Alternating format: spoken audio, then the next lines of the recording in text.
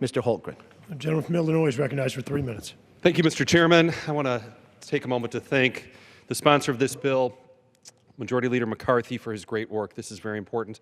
I also want to thank our great chairman, Lamar Smith, who has had an unprecedented week in the House of Representatives of passing bills of innovation, advancing science, and congratulations to him as well. The space industry represents hundreds of billions of dollars in economic investment and thousands of jobs across the United States. But it's not just large companies. Kane Tubular, a small, multi-generational, family-owned business in my district, is doing the innovative work necessary for safe, weld-free condensing coils for the next generation of rocket engines.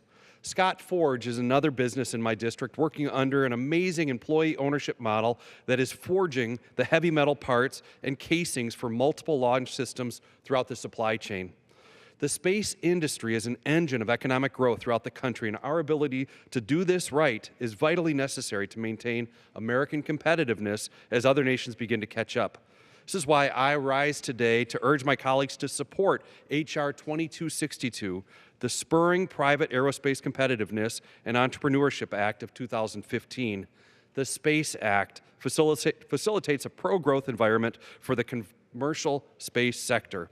It fosters a safety framework that will protect the American public while encouraging the development of new space technologies.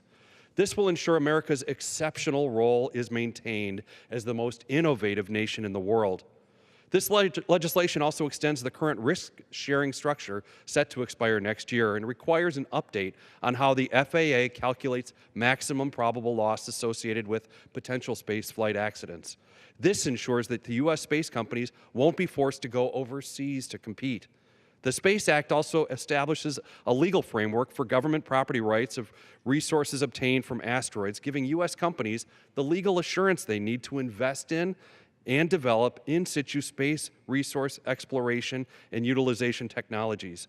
The successful exploration and use of in situ asteroid resources is an important step in humanity's development and is in the national interest of the United States.